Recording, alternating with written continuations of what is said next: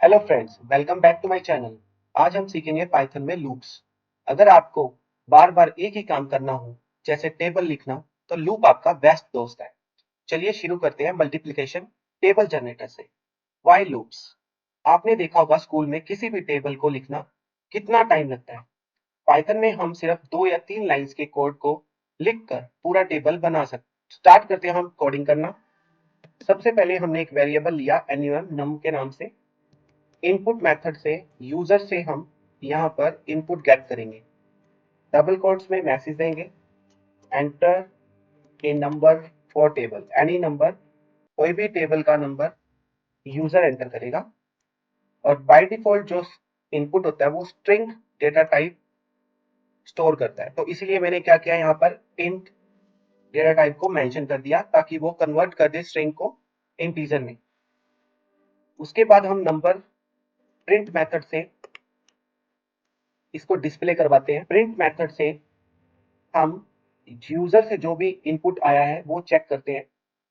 तो चेक कैसे करेंगे, यहाँ पर हमने लिखा f/n टेबल ऑफ, करली ब्रैकेट्स के अंदर वेरिएबल का नाम, वेरिएबल हमारा था num। अब स्टार्ट करते हैं हम लूप। लूप स्टार्ट करने के लिए हम यूज करते हैं for I in range, start bracket कहां से शुरू हो, 1 से शुरू हो और 11 तक चले। फॉर लूप जब भी चलता है तो लास्ट वैल्यू 11 है तो वो -1 कर देता है, इसीलिए यहाँ पर 1 to 11 लिखा है, पर टेबल होती है 1 to 10। अब इसको हम डिस्प्ले करवाते हैं प्रिंट मेथड से। वापस वही f मेंशन करते हैं, करली ब्रैकेट्स के अंदर एक फॉर्मेट बना लेते हैं, मल्टीप्लाई और i। आउटपुट से आप ज्यादा समझेंगे, वेट फॉर आउटपुट। अगेन नम। अब यहाँ पर हम मल्टीप्लाई करेंगे हमारे i से, जो भी करंट में i चल रहा होगा। फाइल को हम सेव करते हैं, num के नाम से हमने फाइल को सेव किया। रन मेन्यू पे क्लिक करके रन मॉड्यूल पर क्लिक करना है। अब आप देख रहे होंगे यूजर से यहाँ डिमांड की जा रही है enter a number for table, let's enter table 25। जैसे ही हम एंटर प्रेस करेंगे तो पूरी 25 का टेबल यहाँ पे जनरेट हो जाएगा। तो इस तरह से आप अपने काम को इजी कर सकते हैं। तो इस आउटपुट को अच्छे से देखें, टेबल ऑफ जो ये फॉर्मेट आ रहा है वो किस वजह से आ रहा है, यहाँ पर एफ की वजह से। जो हमने एफ यहाँ पर मेंशन किया था, advantage of F string. F string क्यों लगाया हमने यहाँ पर, एक कोड में चलते हैं।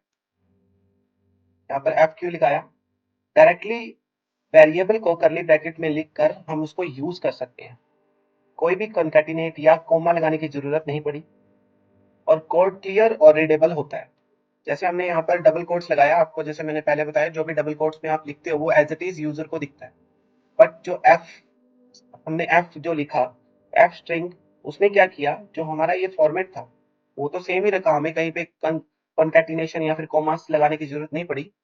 स्लैश एन से क्या हो रहा है, वो नेक्स्ट लाइन में आ रहा है और ये करली ब्रैकेट्स में लिखना पड़ेगा आपको वेरिएबल का नाम, तभी वो जो करली नंबर में कोई भी वैल्यूज है वो यहाँ पर डिस्प्ले हो जाएगी। फॉर लूप से क्या हो रहा है, 1 से शुरू हो रहा है लूप और 11 तक चलता है। प्रिंट नंबर मल्टीप्लाई आई, नंबर में सपोज कीजिए फर्स्ट वैल्यू थी 5, मल्टीप्लाई और आई में स्टार्टिंग वैल्यू कितनी थी 1, और 5 मल्टीप्लाई 1 इज इक्वल टू 5 हो जाएगा, जैसे इस टेबल में हो। इस तरह से नेक्स्ट चलता रहेगा, कब तक चलेगा, जब तक लूप हमारा एंड नहीं हो जाता। और एंड हमारी हमने रेंज कितनी दी थी, 1 to 11, मतलब 10, लास्ट वैल्यू के -1 तक ही चलता है फॉर लूप।